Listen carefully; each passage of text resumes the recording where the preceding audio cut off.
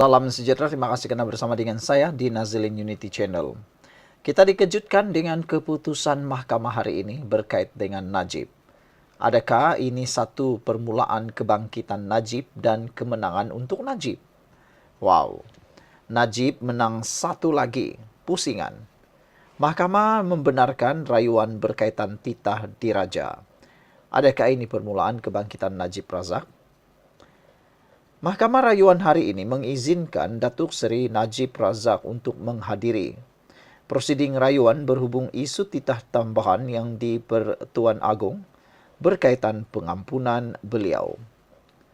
Persoalannya, apa sebenarnya yang Najib cuba buktikan? Dan kenapa keputusan ini menjadi tamparan buat musuh politik Najib? Titah agung hanya formaliti atau sesuatu disembunyikan? Ini menjadi persoalan besar. Najib berhujah bahwa titah pengampunan sebenar belum didedahkan sepenuhnya kepada rakyat. Ada tambahan dalam dokumen titah yang beliau dakwa mempunyai kesan besar terhadap sabitan dan hukuman ke atas dirinya. Soalan besar mula timbul. Apakah kandungan titah tambahan itu? Sebelum kita teruskan jawapan kepada persoalan-persoalan yang hebat itu, ini transofektor, ini bukan ubat. Ini ialah terapi imun yang meningkatkan daya imun badan kita menjadi kuat dan bijaksana. Kita kena penyakit kerana imun badan kita yang lemah. Kita juga sukar untuk sembuh daripada penyakit kerana imun badan kita yang lemah. Tapi dengan peningkatan daya imun badan yang kuat dan imun badan dididik menjadi bijaksana supaya tidak menyerang badan kita, kita boleh sembuh daripada pelbagai jenis penyakit dan paling penting kita dapat mencegah tubuh kita daripada mendapat pelbagai jenis penyakit atau masalah kesihatan. Cepat dapatkan produk ini kerana produk ini ataupun transofektor ini adalah produk yang halal, lulus KKM dan diperakui oleh seluruh doktor di seluruh dunia. Produk ini bukan ubat, tetapi inilah penemuan saintifik yang paling mengejutkan pada abad ini. Cepat dapatkan produk ini melalui nombor telefon yang tertera. Anda akan mendapat khidmat rundingan untuk mendapatkan produk yang sesuai untuk masalah kesihatan anda. Jadi cepat hubungi nombor yang tertera. Baiklah, kita akan teruskan kepada jawapan persoalan-persoalan besar itu tadi sebentar tadi. Apakah kandungan sebenar titah tambahan itu? Adakah ia bermaksud hukuman Najib sepatutnya sudah dibatalkan atau dikurangkan lebih awal? Dan kenapa perkara ini seperti mahu disembunyikan? Game changer untuk Najib. Dengan mahkamah membenarkan rayuan ini diteruskan, ramai mula melihat ini sebagai lampu hijau atau untuk strategi besar Najib. Bukan hanya soal pengampunan, tapi mungkin juga menggugurkan sabitan, membuka ruang semakan semula hukuman, atau pulang semula ke arena politik. Isu undang-undang atau ianya satu isyarat politik. Bagi penyokong Najib, ini adalah simbol bahawa keadilan mungkin memihak semula kepada bosku. Namun, bagi setur politik Najib, ia adalah amaran awal bahawa Najib belum kalah. Dan jika keputusan berpihak kepadanya nanti, peta kuasa politik negara boleh berubah sepenuhnya. Sebagai kesimpulannya, Najib belum bebas tapi dia sudah mula membuka pintu keluar daripada penjara dengan satu demi satu keputusan mahkamah. Adakah ini permulaan kepada satu kebangkitan baru Najib? Adakah titah tambahan itu kunci rahsia pembebasan Najib? Dan yang paling penting, apakah Malaysia bersedia menerima kemunculan semula Najib Razak? Apa pula pendapat anda semua? Adakah Najib akan buat comeback Ada orang kata, comeback is real.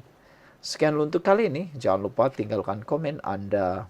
Salam sejahtera. Terima kasih karena bersama dengan saya di Nazilin Unity Channel.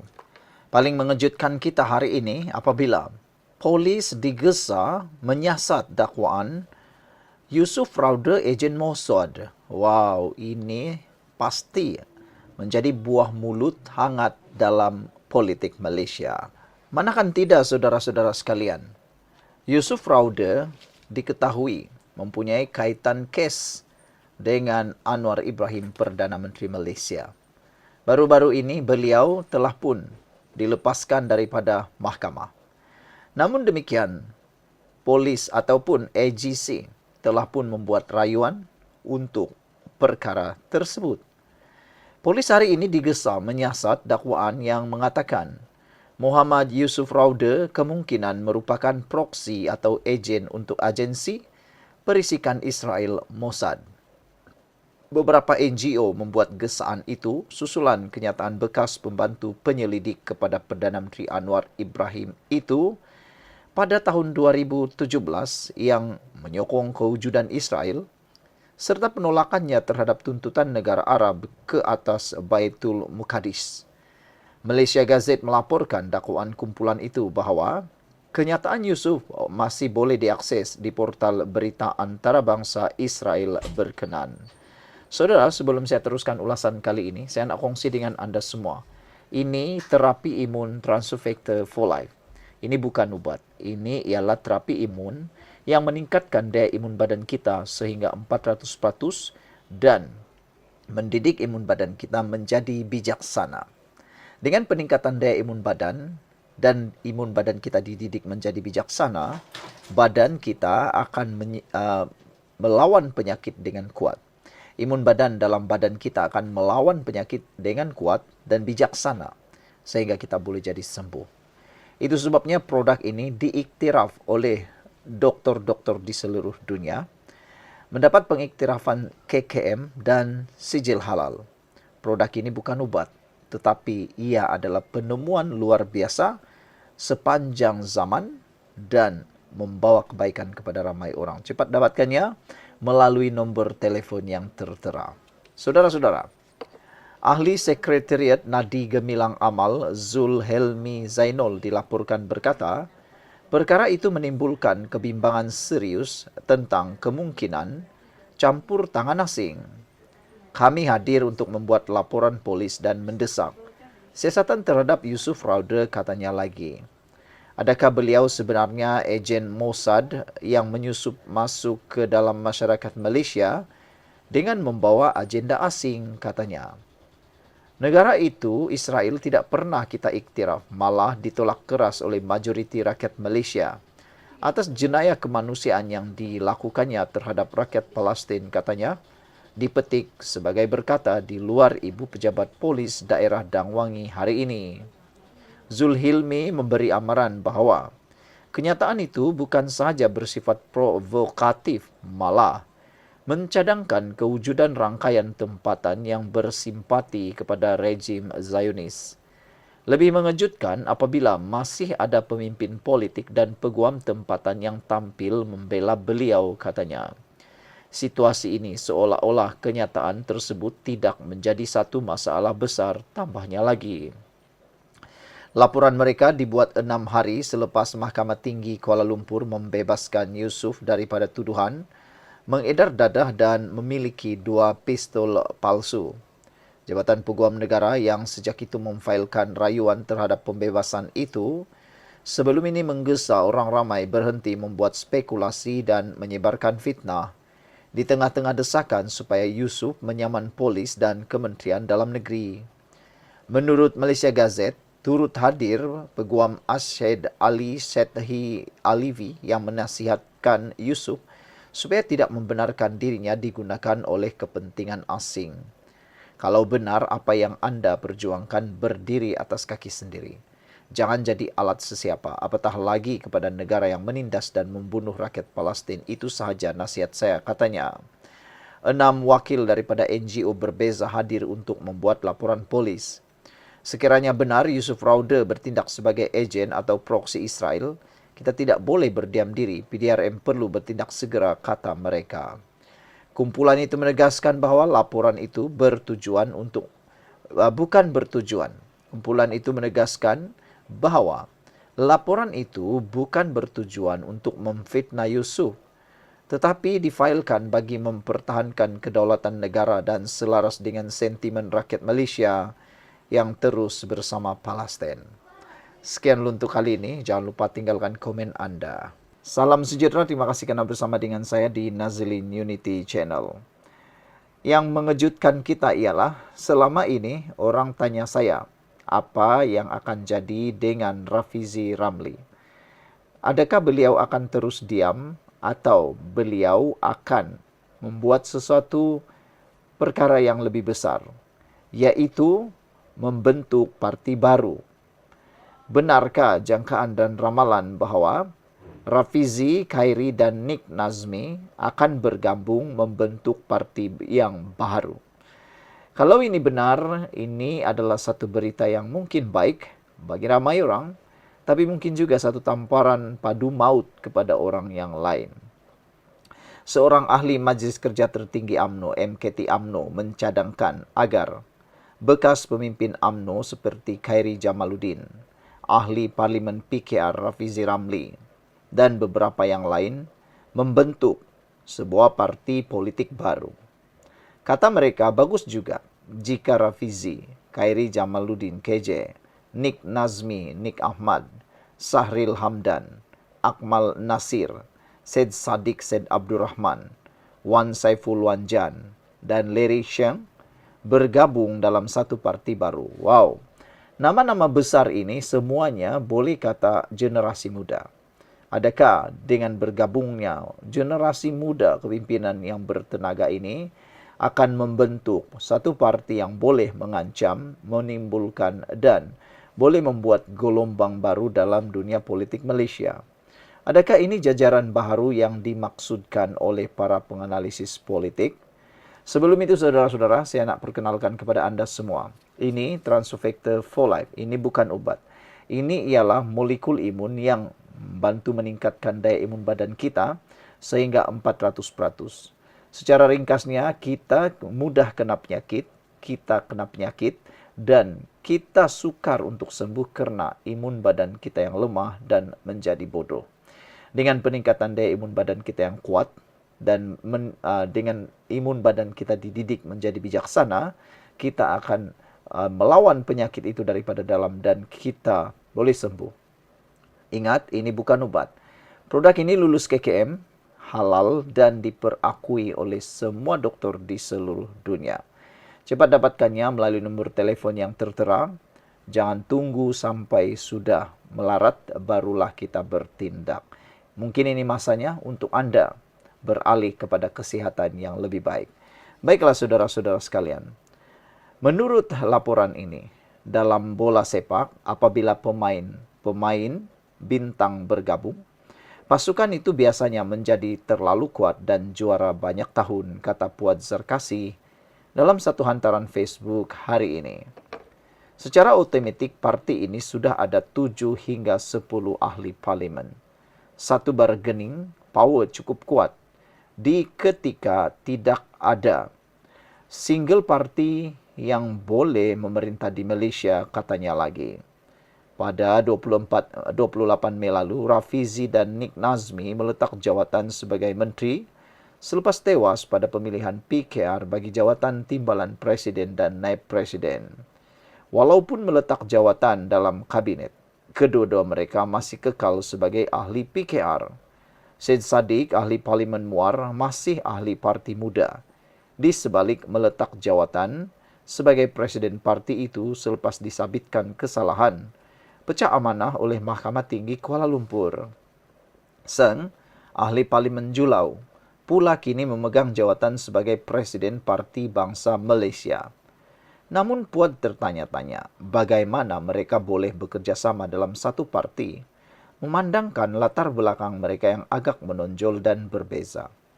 Dengan latar belakang pendidikan, pengalaman jawatan tinggi dalam parti asal, dan sifat suka berbeza idea dalam parti, Maka apakah mereka ini serasi untuk bergabung, katanya. Dia juga mengatakan selamat mencuba untuk memeriahkan demokrasi di Malaysia, kata Puad yang juga adalah Speaker Dewan Undangan Negeri Johor. Saudara-saudara sekalian, beberapa komen daripada netizen menyatakan Limebird 1866 kata dia tidak setuju dengan perkara itu.